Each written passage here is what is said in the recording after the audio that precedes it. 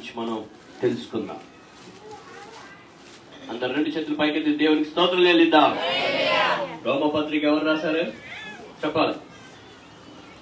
రోమపత్రిక ఎవరు రాశారు చెప్పాలి? అపోస్తులుడైన పౌలు గారు రోమా సంఘానికి రాస్తా ఉన్నాడు. చూడండి, రోమపత్రిక పౌలు భక్తుడు అపోస్తుడైన పౌలు గారు రాశారు. ఇది రాసిన కాలము క్రీస్తు శకం 57వ సంవత్సరంలో రాశారు.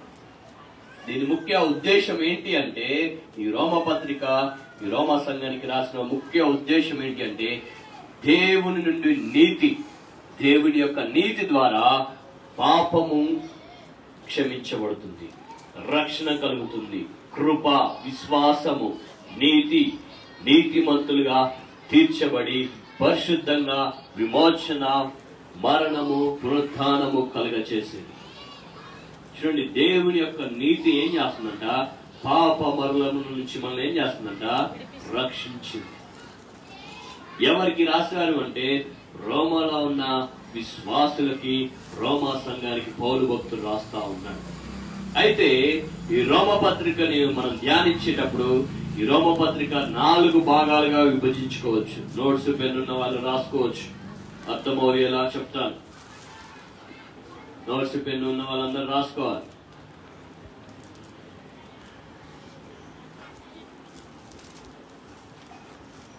చూడండి, ఈ రోమపత్రికని మనం 4 భాగాలుగా విభజించుకొని ఒక్కొక్క భాగాన్ని ధ్యానించుకుందాం. అందరు నా వైపు చూడాలి. రోమపత్రిక 4 భాగాలుగా విభజిద్దాం. మొదటి భాగం, మొదటి పాయింట్ న్యాయస్థానం. అంటే దేవుని ఉగ్రత లేదా శిక్ష లేదా నీతిమంతులుగా తీర్చడం. దేవుడి న్యాయం ఏంటంటండి? నీతిమంతులుగా తీర్చడం. రెండవదిగా దేవుని కృపా నిలయం, అంటే దేవుని యొక్క విధానం. మొదటి పాయింట్ వచ్చేసరికి మొదటిది న్యాయస్థానం, దేవుని ఉగ్రత, దేవుని నీతిమంతులుగా తీర్చడం. అంటే రోమపత్రిక 1వ అధ్యాయం నుంచి 5వ అధ్యాయం వరకు ధ్యానించుకోవచ్చు. 1వ అధ్యాయం నుంచి 5వ అధ్యాయం వరకు ఏంటిదంట? దేవుని యొక్క నీతి గురించి ఉంటుంది, దేవుని యొక్క న్యాయం ఉంటుంది, ఉగ్రత, శిక్ష ఉంటుంది.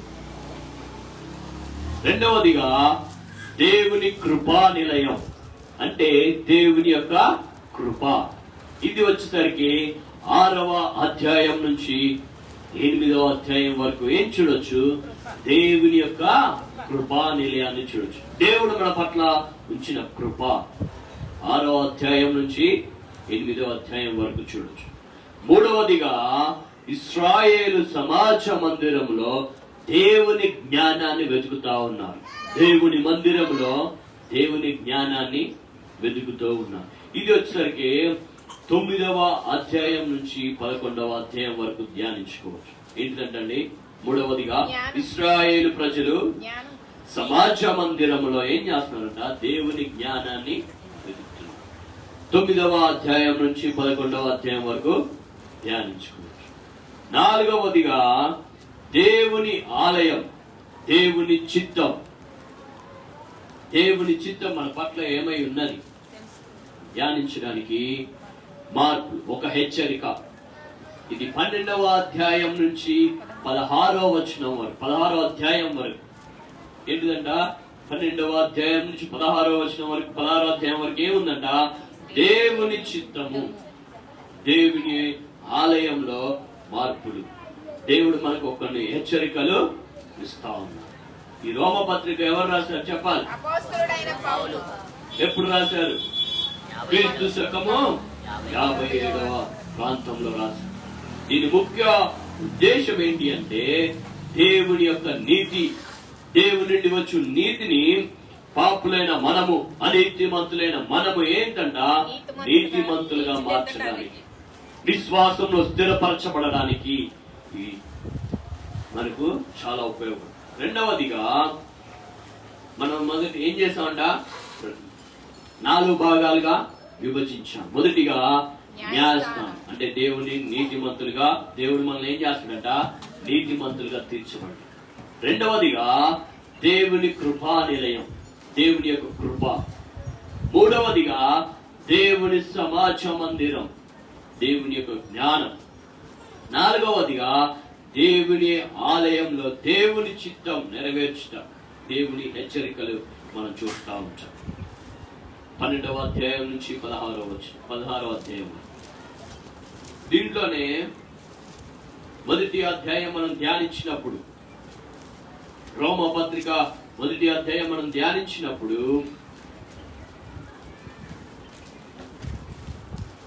దేవుని నీతి బయలుపరచుట, దేవుని ప్రేమ బయలుపరచు సువార్త యొక్క దేశం. మొదటి అధ్యాయం ఏంటంటే దేవుని నీతి బయలుపరిచినది నీతిని ప్రకటించడం కాదు, కానీ దేవుని ప్రేమను ఏం చేస్తుందంట? బయలుపరిచేది సువార్త యొక్క ఉద్దేశం. రెండవదిగా నీతిని ప్రకటించడం కంటే దేవుని నీతిని అనుగుణమైన రీతిలో వచ్చి దేవుని దయ. రెండవది ఏంటండి? దేవుని దయ. మొదటిగా దేవుని నీతి, దేవుని దయ. సువార్తను ఇక్కడ దయను దేవుని నీతిగా ఒకదానికి ఒకటి ఏం చేస్తుందంట? కౌగిలించుకొని ఉన్నాయి. దేవుని నీతి, దేవుని దయ ఎలా ఉన్నాయంట? ఒకటి దానికి ఒకటి కలుసుకొని ఉన్నాయి, పట్టుకొని ఉన్నాయి. చూడండి, దేవుని యొక్క నీతిని గురించి మనం మొదటిగా ధ్యానిద్దాం. యోహాను సువార్త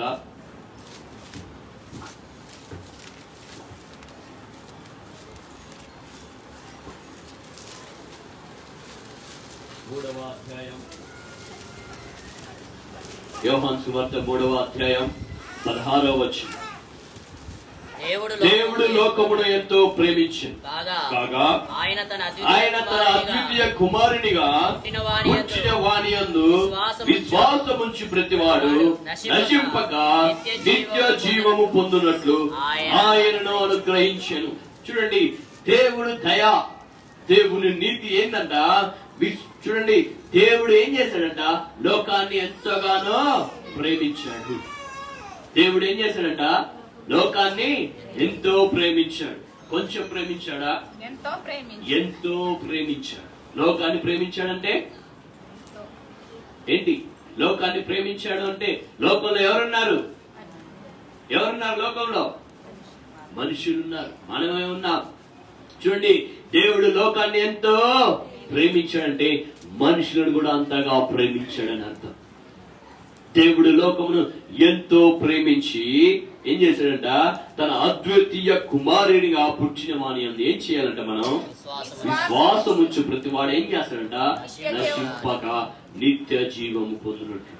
చూడండి, ఈ రోజు నశించిపోతున్నాం, ఆయన అనుగ్రహించాడు. చూడండి, దేవుని దయ. నశించిపోతున్న మనం, చీకట్లో బ్రతుకుతున్న మనం, పాపంలో బ్రతుకుతున్న మనం, మన కొరకు ఏం చేశాడంట? అద్వితీయ కుమారునిగా పుట్టిన వాని అని ఏం చేశాడంట? దేవుణ్ణి లోకానికి పంపించాడు. దేవుడు లోకాన్ని ఎంతో ప్రేమించాడు. దేవుడు ఎంతో ప్రేమించి ఎవరిని పంపించాడంట? యేసు ప్రభుని పంపించాడు ఈ లోకానికి. ఆయన మానవ రీతిగా ఈ లోకానికి వచ్చాడు. మానవ రీతిగా ఈ భూలోకానికి వచ్చి మానవుల కొరకు ఏం చేశాడు? ఆయన కల్వరి గిరిలో తన ప్రాణాన్ని అర్పించాడు. ఆయన యందు విశ్వాసం ఉంచితే, యేసు ప్రభు యందు నువ్వు విశ్వాసం ఉంచితే నశించిపోక ఏం చేస్తావంట? నిత్య జీవాన్ని పొందుకుంటావు. ఈ రోజు నిత్య జీవాన్ని పొందుకోవాలంటే, పరలోక రాజ్యంలో చేర్చబడాలి అంటే ఏం చేయాలి? యేసు ప్రభుని నమ్ముకోవాలి. యేసు ప్రభు యందు విశ్వాసం ఉంచాలి. అందుకే కదా, దేవుడు లోకమును ఎంతగానో ప్రేమించాను కాగా ఆయన అద్వితీయ కుమారునిగా పుట్టిన వాని యందు ఏముంచాలంట? విశ్వాసం ఉంచు ప్రతివాడు ఏం చేస్తాడు? నశించిపోక నిత్య జీవం పొందినట్లు ఎవరిని అనుగ్రహించాడు? యేసు ప్రభును అనుగ్రహించాడు ఈ లోకాన్ని. చూడండి, 17వ వచనం చూసిన, లోకము తన కుమారుని ద్వారా రక్షణ పొందుటకే గాని లోకము తీర్పు తీర్చుటకు దేవుడు ఆయనను లోకములోకి పంపించి. చూడండి, ఆయన రక్షణ ఇవ్వడానికి ఈ లోకానికి వచ్చాడు. యేసు ప్రభు మనల్ని రక్షించడానికి, పాపంలో నుంచి మనల్ని విడిపించడానికి, అంధకార శక్తుల నుంచి, అంధకారంలో నుంచి మనల్ని విడిపించడానికి, చీకటి శక్తుల నుంచి మనల్ని విడిపించడానికి ఎవరు వచ్చారంటే మానవ రూపంగా యేసు ప్రభు ఈ లోకానికి వచ్చి ఉన్నాడు. హల్లెలూయా, హల్లెలూయా. ఆయన దయ, ఆయన నీతి. దేవుని లోకం ఎంతగానో ప్రేమించాడు. లోకంలో బ్రతుకున్న మన కొరకు మనుషులను ఎంతగానో ప్రేమించి ఆయన కుమారునికి ఏం చేశాడు? ఈ భూలోకానికి పంపించాడు. చూడండి దేవుడు ఎంత దయగలవాడు. అల్పులైన మనము, దీనులైన మనము, దేనికి పనికిరాని వారు ఆయన మనము, ఆయన ఎంతగానో ప్రేమిస్తా ఉన్నాడు. ఈరోజు ఆయన మీద తిరగబడి ఉన్నా గాని ఈరోజు మనం ప్రేమిస్తా ఉన్నాడు. ఎఫెసీయులకు రాసిన పత్రిక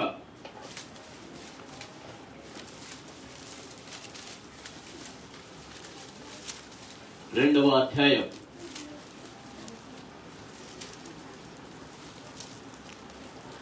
4వ వచనం. ఆయనను దేవుడు కరుణా సంపూర్ణుడై ఉండి మనము మన అపరాధముల చేత చచ్చిన వారమై ఉండినప్పుడు మన ఎడల చూపిన తమ ప్రేమ చేత మనలను క్రీస్తు తన మహాప్రేమ చేత మనల్ని క్రీస్తుతో కూడా బ్రతికించెను. కృప చేతనే మీరేం చేయబడ్డారు? రక్షించబడి ఉన్నారు. చూడండి ఇక్కడ ఏమంటారు? ఆయనను దేవుడు ఏమై ఉన్నాడట? కరుణా సంపన్నుడై ఉన్నాడు. మనము మన అపరాధముల చేత ఏం చేయబడ్డాం? చచ్చిన వారమై ఉన్నాం. ఏం చేశాడంట? మన ఎడల చూపిన మహాప్రేమ. చూడండి ఆయన లోకాన్ని ఎంతో ప్రేమించాడు. అపరాధముల చేత చచ్చిన వారమే ఉన్నప్పుడు సహితము మన ఏం చేశాడు? ఆయనతో కూడా బ్రతికించిన దేవుడు ఆయన. పరిశుద్ధాత్మ దేవుడు ఏం చేశాడు? జీవింప చేసే దేవుడు. ప్రేమ చేత మనల్ని క్రీస్తు కూడా బ్రతికించాడు. కృప చేతనే మీరేం చేయబడ్డారు? రక్షించబడ్డారు. మన శక్తి, మన బలము, మన జ్ఞానము, మన ధనము కాదు గాని దేవుని కృప చేతనే మనం ఉన్నాము? రక్షించబడి ఉన్నాము. ఈరోజు దేవుని దయ. దేవుడు లోకాన్ని ఎంతగానో ప్రేమించాడు. మన అపరాధముల చేత, పాపముల చేత చచ్చిన వారమై ఉన్నప్పుడు సహితము ఆయన మహాప్రేమ చేత మనల్ని ఏం చేశాడంట? రక్షించాడు. 1 దశలోనిక పత్రిక 2వ అధ్యాయం. చూడండి, మీకు దేవుని ప్రేమ, దేవుని నీతి, దేవుని దయ జ్ఞాపకం చేస్తున్నాను. ఇంకా నేను వాక్యంలోకి వెళ్ళలే. 2వ దశలోనిక పత్రిక 2వ అధ్యాయం 6-16 వచనం. మన ప్రభువైన యేసుక్రీస్తును మనలను ప్రేమించి కృప చేతనే నిత్యమైన ఆదరణయు శుభ నిరీక్షణయు అనుగ్రహించిన మన తండ్రి అయిన దేవుడును మీ హృదయములను ఆదరించి ప్రతి సత్కార్యమందున ప్రతి మిమ్మును స్థిరపరచును గాక. చూడండి, మన ప్రభు అయిన యేసుక్రీస్తు ఏం చేశాడంట? మనల్ని ప్రేమించిన వాడు ఆయన, మనల్ని కరుణించిన వాడు ఆయనే, ప్రేమించేవాడు ఆయనే, రక్షించేవాడు ఆయనే, సహాయము చేయువాడు ఆయనే ఉన్నాడు. చూడండి, కృప చేతనే నిత్యమైన ఆదరణ. ఈరోజు ఆదరణ లేని స్థితిలో మనం ఉంచున్నాం, సమాధానం లేని స్థితిలో మనం ఉంచున్నాం. కానీ ఈరోజు మనకి ఎవరంట? ఆయనే కృప చేత నిత్యమైన ఆదరణకు కలిగిన వాడు ఆయనే. హల్లెలూయా, హల్లెలూయా. చూడండి, నిత్యమైన ఆదరణయో శుభ నిరీక్షణయో అనుగ్రహించి మన తండ్రి అయిన దేవుని మీ హృదయంలో ఏం చేయాలంట? ఆదరించబడి ప్రతి సత్కార్యమందు, ప్రతి సద్విక మందు మిమ్మల్ని స్థిరపరిచిన ఆయనే స్థిరపరిచేవాడు. ఏం చేస్తాడంట ఆయన? స్థిరపరిచే దేవుడు. 1 యోహాను పత్రిక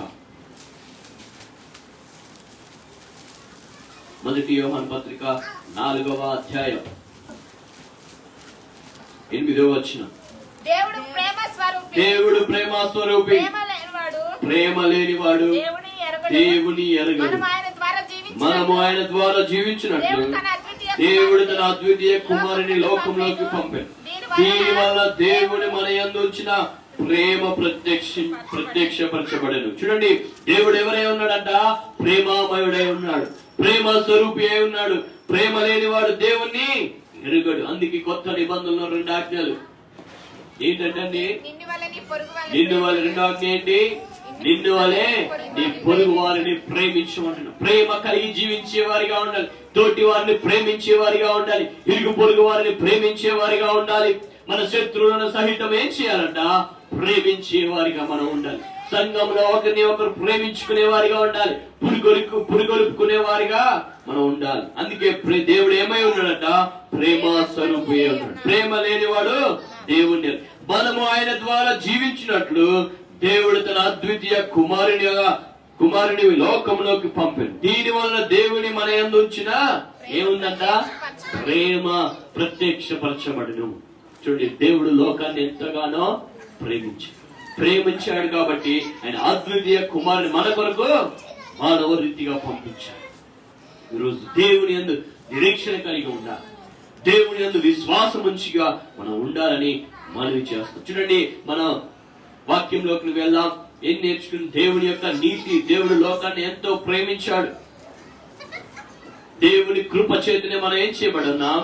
రక్షించబడి ఉన్నాం. చూడండి, వాక్యంలోకి వెళ్తున్నాను. ఎజ్రా గ్రంథం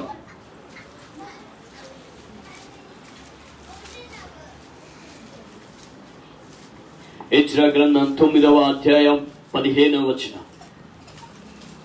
యెహోవా, ఇశ్రాయేలు దేవా, నీవు నీతిమంతుడవై ఉన్నావు, అందువలనే నేటి దినమున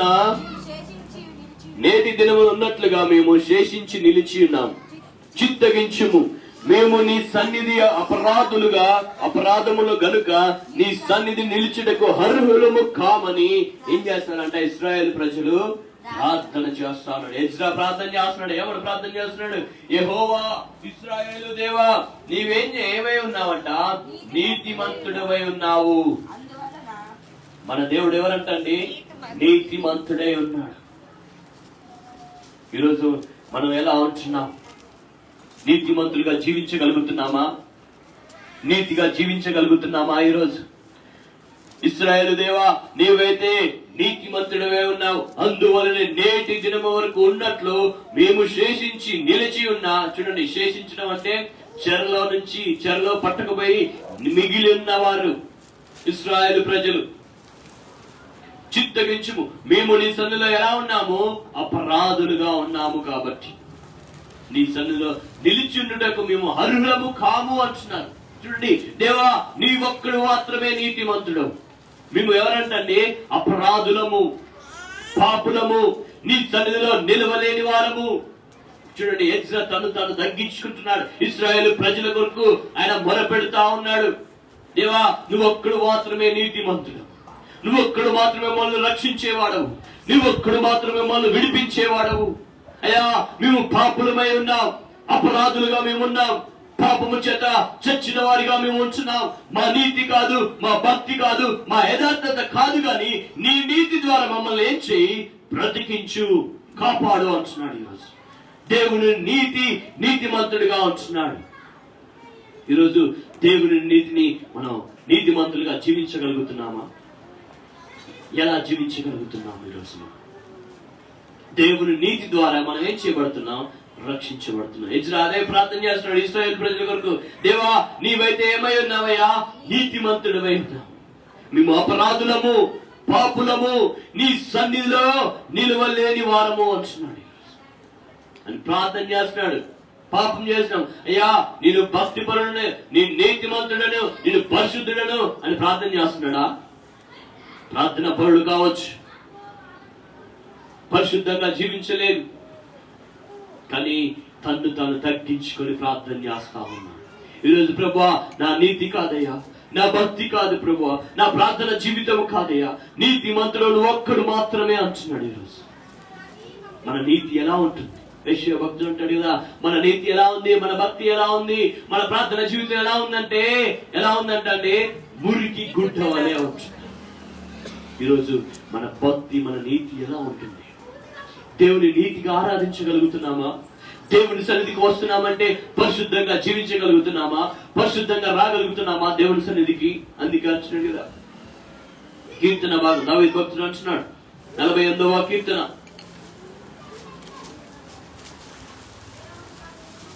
10వ వచనం. దేవా, నీ నామము ఎంతో గొప్పదో, నీ కీర్తి భూదిగంతముల వరకు అంత గొప్పది. నీ కుడి చెయ్యి నీతి నిండుకొని ఉన్నది, నీ న్యాయ విధులను బట్టి సియోను పర్వతం సంతోషించును గాక. చూడండి, దేవా, నీ నామము ఎంతో గొప్పది. దేవుని నామాన్ని గొప్ప చేసే వారిగా మనం ఉంటున్నామా? అన్ని జనుల ఘనపరిచే వారిగా ఉంటున్నామా? దావీదు భక్తుడు, దేవా నీ నామం ఎంతో గొప్పది అంటాడు.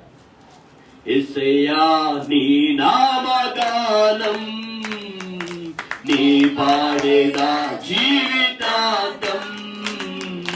యేసయ్యా నీ నామగానం నీ పాడేదా జీవితాంతం.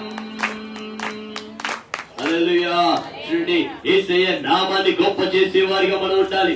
యేసయ్యను ఘనపరిచేవారిగా ఉండాలి. అయ్యా దేవా నీ నామం ఎంతో గొప్పది, నీ కీర్తి భూదిగంతముల వరకు అంత గొప్పది.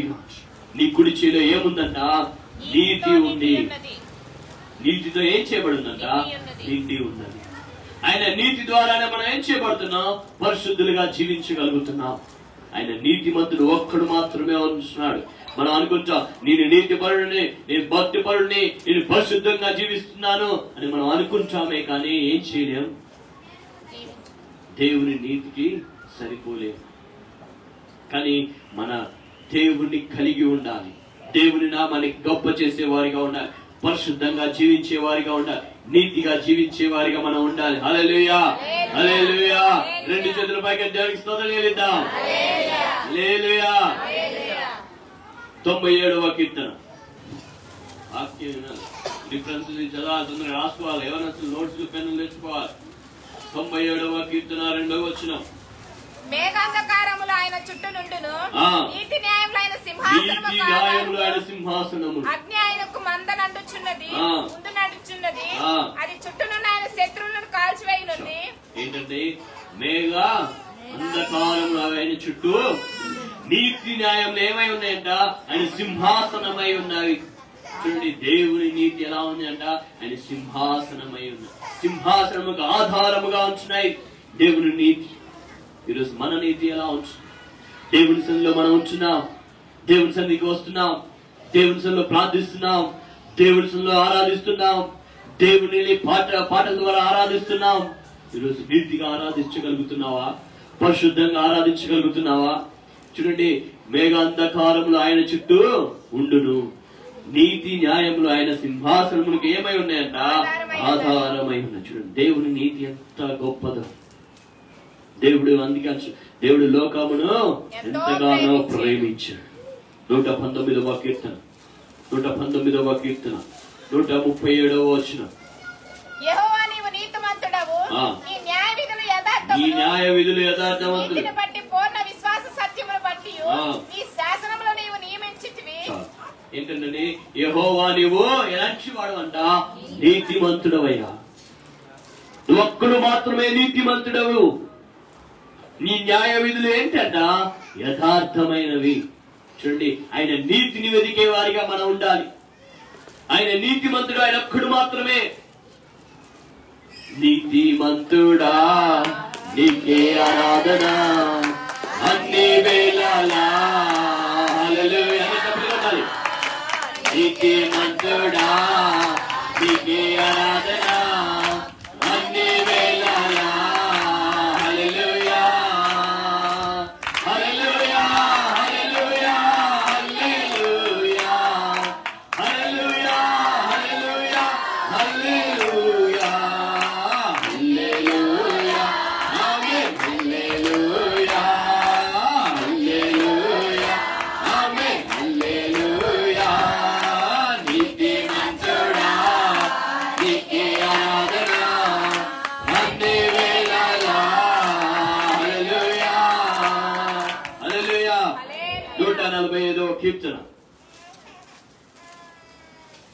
145వ కీర్తన 17వ వచనం.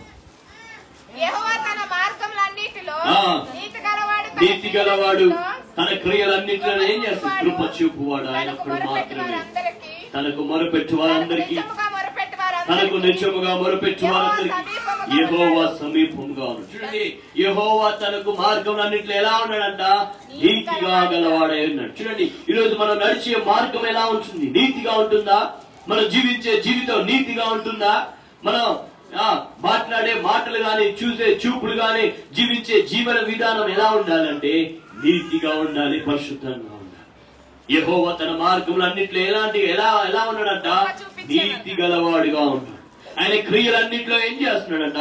కృప చూపువాడు ఆయనే. చూడండి, యేసు ప్రభు ఏం చేశాడు? ఈ భూలోకానికి వచ్చాడు. 33.5 సంవత్సరాలు ఈ భూలోకంలో నివసించాడు. ఆయన నీతి, ఆయన మీద ఏ పాపమో లేదు. ఈరోజు యేసు ప్రభు మాదిరిగా మనం జీవించే వారిగా ఉండాలి, నీతి మంతులుగా జీవించే వారిగా ఉండాలి. ఆయన మాట ద్వారా పాపం లేదు, ఆయన చూపులో పాపం లేదు, ఆయన జీవించే జీవిత విధానంలో పాపము లేదు. ఈరోజు యేసు మాదిరిగా మనం జీవించగలుగుతున్నామా? యేసును ఆదర్శంగా తీసుకొని యేసు వలె మనం జీవించగలుగుతున్నామా? ఈరోజు ఎలా జీవిస్తున్నాం? నీతిమంతులుగా జీవిస్తున్నామా? అనీతిమంతులుగా మనం జీవిస్తున్నాం. అనీతిమంతుల కొరకైన మన కొరకు ఏం చేశాడంటే దేవుడు ఈ లోకానికి వచ్చాడు. మనం రక్షించడానికి ఈ లోకానికి వచ్చాడు, మనం విడిపించడానికి ఈ లోకానికి వచ్చాడు. అందుకే నీతిమంతుడు ఆయన ఒక్కడు మాత్రమే. ఆయన మార్గంలో ఎలా ఉంటాయంట? నీతి గల. ఆయన కృపలోను ఏం చేస్తాడు? ఆయన క్రియలన్నింటిలో ఏం చేస్తున్నాడంట? కృప చూపువాడు ఆయనే. ఇర్మియా గ్రంథం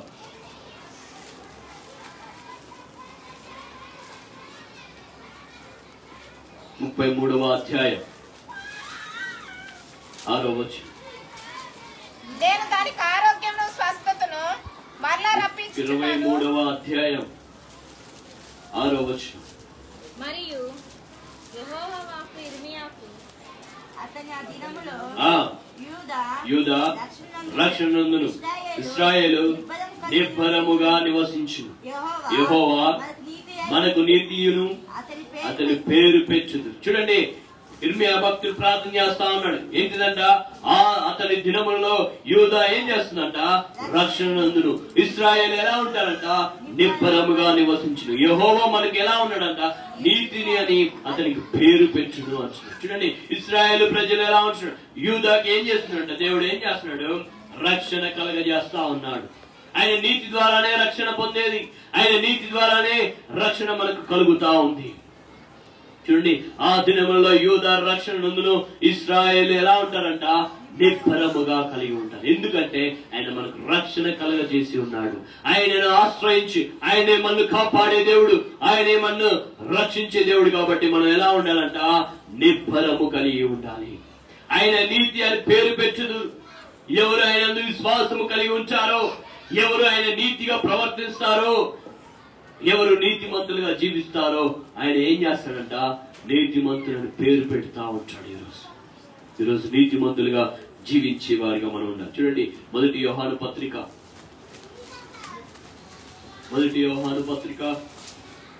2వ అధ్యాయం 29వ వచనం. ఆయన నీతిమంతుడని మీరెరిగి ఉన్న ఎడల నీతిని జరిగించు ప్రతివాడు ఆయన మూలంగా పుట్టినవాడని ఎరుగుతుంది. చూడండి, ఆయన నీతిమంతుడని ఎరిగిన వారు ఎరిగి ఉన్న ఎడల నీతిని జరిగించు ప్రతివాడు ఆయన మూలంగా పుట్టినవాడు అంటారు. చూడండి, ఈరోజు నీతిమంతులుగా జీవించాలి.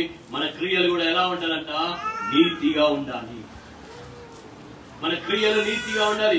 నీతిని జరిగించేవాడు ఆయన మూలంగా పుట్టినవాడు ఏం చేయాలంట? ఎరిగి ఉండాలి. చూడండి, దేవుని నీతి ఎలా ఉంటుంది? దేవుడు లోకాన్ని ఎంతో ప్రేమించాడు. తన అద్వితీయ కుమారుని పుట్టిన వాడిని ఏం చేయాలంట? మనం విశ్వాసం ఉంచితే ఏం చేయమంట? నశించిపోక నిత్య జీవాన్ని పొందుకుంటా ఉంటాం. దేవుని నీతిమంతుడు ఒక్కడు, ఆయన ఒక్కడు మాత్రమే. ఆయన నీతిమంతుడు. ఆయన క్రియలు ఏం చేస్తాయి? ఆయన నీతి, ఆయన మార్గంలో ఏముంటాయి? నీతి గలవాడు. ఆయన క్రియలు ఎలా ఉంటాయి? ఆయన క్రియల ద్వారా ఏం చేస్తాడంట? కృప చూపువాడు ఆయన ఒక్కడు మాత్రమే. చూడండి, విశ్వాసం వల్ల నీతిమంతులుగా మార్చబడాలి అంటే హబక్కు రాసిన పత్రిక, హబక్కు రాసిన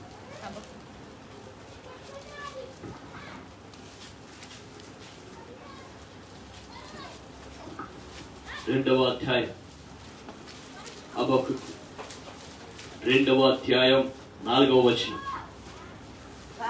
వారు యథార్థపరులు కాక తమలో తాము అతిశయపడుదురు, అయితే నీతిమంతుడు విశ్వాస మూలముగా బ్రతుకును.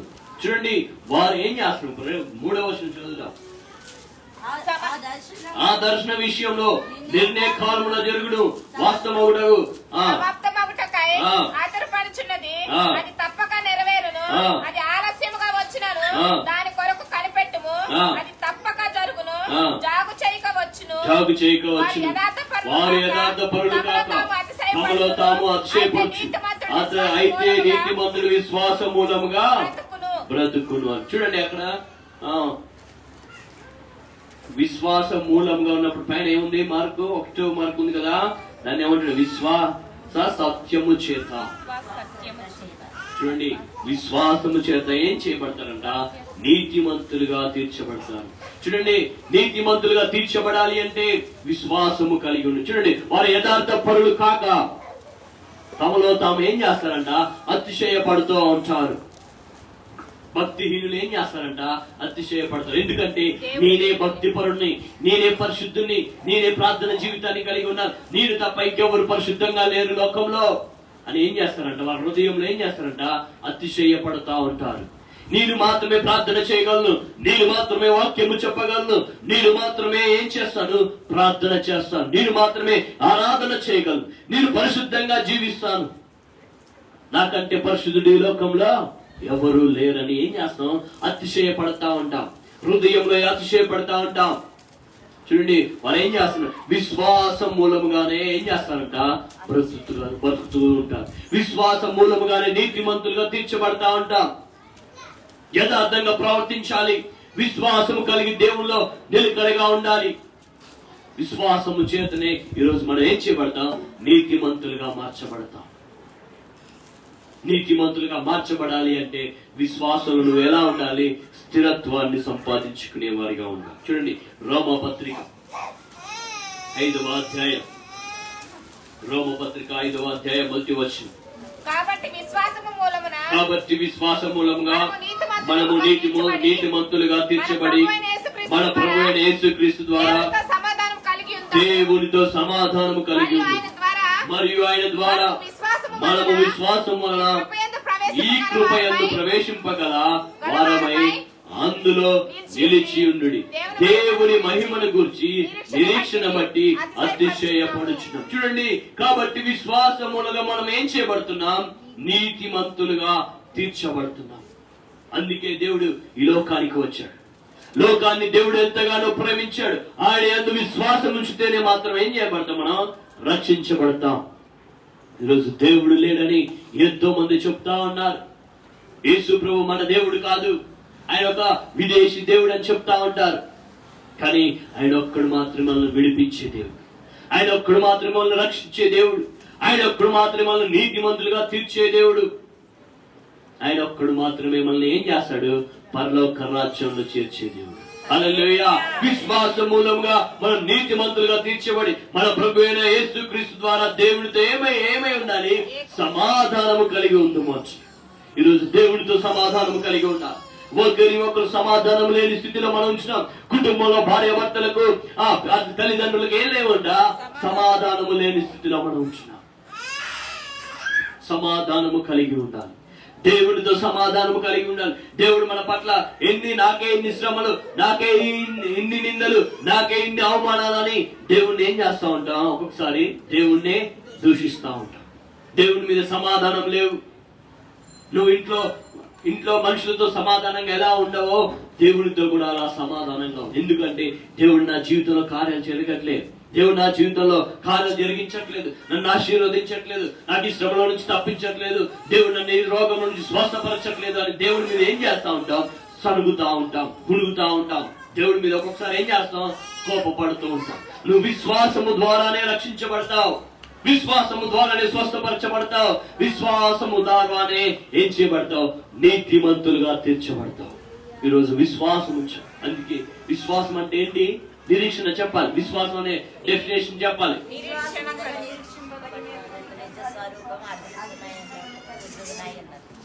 అందరూ చెప్పాలి. హెబ్రీ పత్రిక 11వ అధ్యాయం 1వ వచనం చెప్పాలి. విశ్వాసం అన్నది నిరీక్షించబడుతున్న వాటి యొక్క నిజ స్వరూపమును అదృశ్యమైనవి ఉన్నవనులకు రుజువునై ఉన్నది. చూడండి, అదృశ్యమైనవి ఏం చేయాలంట? ఉన్నవని నమ్మాలి. దేవుడు నీకు ఇస్తాడు, దేవుడు నిన్ను రక్షిస్తాడు, దేవుడు నిన్ను విడిపిస్తాడు అని ఏం చేయాలి? నమ్మాలి. అవే అదృశ్యమైనవి ఉన్నవనుటకు రుజువునై ఉన్నది. అదే విశ్వాసం. ఏది లేదో దాన్ని నమ్మాల్సింది. యేసు ప్రభువుని మనం ఎవరైనా చూసామా? దేవుడు ఇలా ఉంటాడని ఎవరైనా మనకు చూపించారా? యేసు ప్రభువుని ఎవరైనా మనం చూసామండి? కానీ ఆయన యందు విశ్వాసం ఉంచుతున్నాం. విశ్వాసము ద్వారానే మీరు ఏం చేయబడుతున్నారు? రక్షించబడుతున్నారు. ఆయన కృప చేతనే మీరు రక్షించబడి ఉన్నారు. ఈరోజు దేవుని యందు విశ్వాసం ఉంచాలి. మనం అదృష్టమైనవి ఉన్నవరుటకు రుజువునై ఉన్నది. అంటే ఏది పొందలేకపోతున్నామో దాన్ని పొందుతామనే విశ్వాసము కలిగి ఉండాలి. ఈరోజు విశ్వాసమును కలిగి విశ్వాసాన్ని సంపాదించుకోవాలి. ఆయన శ్రమల ద్వారా ఏం చేశాడు? శ్రమల ద్వారా విశ్వాసాన్ని సంపాదించాడు. ఈరోజు మనము కూడా ఎన్ని శ్రమలు వచ్చినా, ఎన్ని నిందలు వచ్చినా ఏం చేయాలి? విశ్వాసంలో స్థిరత్వాన్ని సంపాదించుకునే వారిగా ఉంది. గలతీ రాసిన పత్రిక 3వ అధ్యాయం 6వ వచనం. అబ్రహాము దేవుని నమ్మేను, అది అతనికి నీతిగా ఎంచబడేను. విశ్వాస సంబంధులే అబ్రహాము కుమారులని మీరు తెలుసుకొనుడి. దేవుడు విశ్వాస మూలముగా అన్యజనులను నీతిమంతులుగా తీర్చునని లేఖనము ముందుగానే చూచి నీ అందు అన్యజనులందరూ ఆశీర్వదింపబడిన అబ్రహాముకు సువార్త ముందు ప్రకటించాను. కాబట్టి విశ్వాస సంబంధులే విశ్వాస మూలముగా అబ్రహాముతో కూడా ఆశీర్వదించబడను. చూడండి ఏమంటున్నా ఇక్కడ? అబ్రహాము దేవుణ్ణి నమ్మని కాబట్టి అతనికి నీతిగా ఎంచబడను. కాబట్టి విశ్వాస సంబంధం చూడండి. కాబట్టి ఏమంటున్నాడు? విశ్వాస సంబంధులే అబ్రహాము కుమారులై మీరు తెలుసుకున్నాడు. అబ్రహాము ఏంటి? దేవుని నమ్మాడైనా. అబ్రహామును దేవుడు దర్శించినప్పుడు ఏమన్నాడు? నీ ఇంటి నుంచి వెళ్ళు, నీవు దేశం నుంచి, నీ బంధువుల ఇంటి నుంచి, నీ తండ్రి నుంచి వెళ్ళి నేను చూపించే దేశములకు నువ్వు వెళ్ళు అన్నాడు. ఎవరయ్యా మీరు? ఎందుకు వెళ్ళాలి? మీరెవరు నాకు కనిపించట్లేదే, నేను ఎందుకు వెళ్ళాలి? నా తండ్రి ఇంటి నుంచి, నా బంధువుల ఇంటి నుంచి, నా దేశం నుంచి నేను ఎందుకు బయటికి వెళ్ళాలి అని దేవుణ్ణి అడిగాడా? దేవుడిని క్వశ్చన్ వేశాడా? ఈరోజు మనం అంతే. అయ్యా నువ్వు పరిశుద్ధాత్మ దేవుడు ప్రార్థన చేయాలి ప్రేరేపణిస్తూ నేను ప్రార్థన చేయాలా? ఎవరి గురించి ప్రార్థన? భయపడతా ఉంటా. అయ్యా నీకు దేవుడు ఖచ్చితంగా అనుగ్రహిస్తాడు, దేవుడిని ఖచ్చితంగా స్వస్థపరుస్తాడు అని చెప్పినప్పుడు దేవుడు స్వస్థపరిచినప్పుడు చూద్దాంలే, దేవుడు మమ్మల్ని విడిపించినప్పుడు చూద్దాంలే అని అవిశ్వాసం చేస్తాను. చూడండి అబ్రహాము దేవుడు నమ్మని కాబట్టి అతనికి ఏం చేయబడ్డది? నీతిగా ఎంచబడింది. ఆయన వెళ్ళమన్నప్పుడు ఆయన ఖచ్చితంగా వెళ్ళాడు. తండ్రి ఇంటి నుంచి, దేశం నుంచి, బంధువుల ఇంటి నుంచి ఆయన ఏం చేశాడు? ఆయన చూపించు పాలు తేనెలు ప్రవహించు దేశానికి బయలుదేరాడు. ఆయన బయలుదేరాడు. ఆయన బంధు, ఆయన భార్య, ఆయన కలిగిన సమస్తం తీసుకుని ఏం చేశాడు? ఆయన దేవుడు చూపించి దేశానికి బయలుదేరాడు. విశ్వాసము చేత బయలుదేరాడు ఆయన. కానీ ఆయన విశ్వాసం చేత ఏం చేశాడు? విశ్వాసము చేత 99 సంవత్సరాలకి 100 సంవత్సరాలకి ఏం చేశాడు? కుమారుని అనుగ్రహించు. అదే ఆశీర్వాదం ఆయనకి. 25 సంవత్సరాలు ఆయన ఏం చేశాడు? విశ్వాసము కలిగి ఉన్నాడు. ఈ రోజు మనం 1-2 రోజులు, వారం రోజులు విశ్వాసంలో ఏముండవు, అపనమ్మకం వస్తా ఉంటుంది. అబ్రహాం ఏం చేశాడు? దేవుడు ఫస్ట్ లోనే దర్శించి నీకు కుమారుని అనుగ్రహిస్తాను అని వాగ్దానం చేశాడు. అది ఎప్పుడు నెరవేరింది? 25 సంవత్సరాల తర్వాత నెరవేరింది. ఈ రోజు మనం దేవుడు మన పట్ల ఒక వాగ్దానం చేశాడు. అయ్యా ఈ 2020 సంవత్సరంలో నన్ను, నా కుటుంబాన్ని మీరు ఆశీర్వదిస్తా అన్నారు కదయ్యా, ఆశీర్వదించండి 2020 సంవత్సరం కూడా వెళ్ళిపోయిందయ్యా, నా కుటుంబాన్ని మీరు ఏం చేయలేదు? ఆశీర్వదించలేదు. విశ్వాసాన్ని కలిగి ఉంది. అది ఇప్పుడు కాకపోయినా రేపైనా దేవుడు ఆశీర్వదిస్తాడు. నమ్మాలి. నమ్మడమే మన విశ్వాసం. దేవుణ్ణి మనం ఎవరైనా చూసామా? యేసు ప్రభుతో ఎవరైనా కలిసి తిరిగామా? ఆయన చూచామా? ఆయన విశ్వాసం ఉంచుతున్నాం ఆయన మందు. దానికి రక్షించబడ్డాం. ఈరోజు విశ్వాసము ద్వారానే రక్షించబడుతున్నాం, విశ్వాసము ద్వారానే బ్రతుకుచున్నాం. ఆయన ఎందుకు విశ్వాసము కలిగి జీవించే వారిగా మనం ఉండాలి. చూడండి ఫిలిప్పీయులకు రాసిన పత్రిక 3వ అధ్యాయం 9వ వచనం. క్రీస్తును సంపాదించుకొని ధర్మశాస్త్రం మూలమైన నా నీతిని కాక క్రీస్తునందలి విశ్వాసము వలనైనను నీతి అనగా విశ్వాసమును బట్టి దేవుడు అనుగ్రహించు నీతి గలవాడే ఆడి యందు అగుపరచు నిమిత్తం. చూడండి, ఏ విధము చేతనైనను మృతులలో నుండి నాకు పునరుత్థానము కలగవలనని, ఆయన మరణ విషయంలోను సమాన అనుభవం గలవాలని, ఆయనను ఆయన పునరుత్థానము ఎరుగు నిమిత్తం ఆయన శ్రమలో పాలివాడవుడు ఎట్టిదో ఎరుగు నిమిత్తమును సమస్తమును నష్టపరుచుకునే వాటిని పెంటతో సమానముగా ఎంచుకుని క్రీస్తును సంపాదించుకునే వారిగా మనం ఉండాలి. ఈరోజు ఎవరిని సంపాదిస్తున్నాం? మనం ఏం సంపాదిస్తున్నాం? విశ్వాసాన్ని సంపాదించుకోగలుగుతున్నామా? విశ్వాసంలో స్థిరత్వాన్ని సంపాదించుకోగలుగుతున్నామా? ఈ రోజు నువ్వు ఆత్మీయంగా ఎదగలుగుతున్నావా? ఆత్మీయ స్థితిలో నువ్వు ఎలా ఉంటున్నావు? హల్లెలూయా. అందరూ రెండు చేతుల పైకి దేవునికి స్తోత్రం చెల్లిద్దాం. ఈ రోజు నువ్వు ఏం సంపాదించుకోగలుగుతున్నావు? నీ భక్తి జీవితంలో ఏం సంపాదిస్తున్నావు? విశ్వాసాన్ని సంపాదించుకోగలుగుతున్నావా? ఎన్ని శ్రమలు వచ్చినా, ఎన్ని నిందలు వచ్చినా దేవుడు ఒక్కడు మాత్రమే నన్ను విడిపిస్తాడని విశ్వాసము కలిగి జీవించే వారిగా మనం ఉండాలి. హల్లెలూయా. అందుకే క్రీస్తును సంపాదించుకొని ధర్మశాస్త్ర మూలమైన నా నీతి కాక క్రీస్తు యేసునందలి విశ్వాసం వలన నీతి అనగా విశ్వాసమును బట్టి దేవుడు అనుగ్రహించి నీతి గలవాడే ఆయన యందు అగుపరచువారు. చూడండి, ఆయన క్రీస్తును సంపాదించుకునే వారిగా మనం ఉండాలి. ఆయన విశ్వాసాన్ని సంపాదించుకునే వారిగా ఉండాలి. ఆయన మాదిరిగా జీవించే వారిగా ఉండాలి. ఆయన నీతిగా జీవించే వారిగా ఉండాలి. పరిశుద్ధంగా జీవించే వారిగా ఉండాలి. విశ్వాసంలో స్థిరత్వాన్ని సంపాదించుకునే వారిగా మనం ఉండాలని మనవి చేస్తా ఉన్నాను. హెబ్రీయులకు రాసిన పత్రిక 10వ అధ్యాయం 38వ వచనం.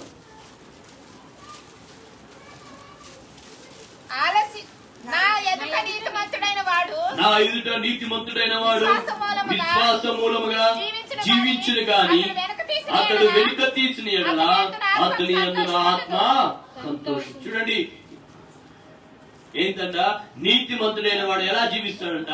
విశ్వాస మూలముగా జీవిస్తాడు. మరలా వెనుకకు చూడాల్సిన అవసరం లేదు. అందుకే అంటున్నాడు పౌలు భక్తుడు అంటున్నాడు కదా, వెనుకటి మరచి ఏం చేయాలంట? ముందున్న వాటి కొరకే వేగిరపడాలి. వెనుకున్న వాటిని మర్చిపో. ఏం చేస్తా ఉంటాం మనం? వెనకున్న జీవితాన్ని మళ్ళా తవ్వుతా ఉంటాం.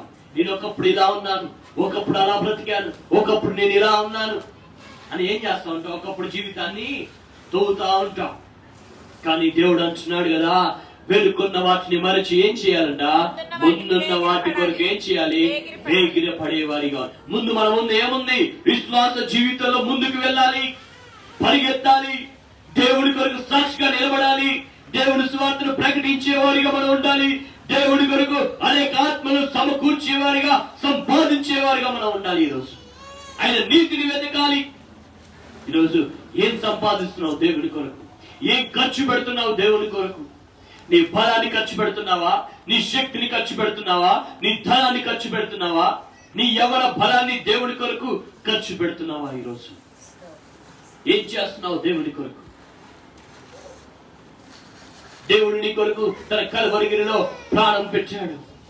తన తల మీద ముళ్ళ కిరీటం, తన చేతులకి మేకులు, కాళ్ళకి మేకులు, ప్రక్కలో బల్లె పోటు, హీపి అంతా ఏం చేసిబడింది? దున్నబడింది. నీ కొరకు ఆయన ప్రాణం పెట్టాడు.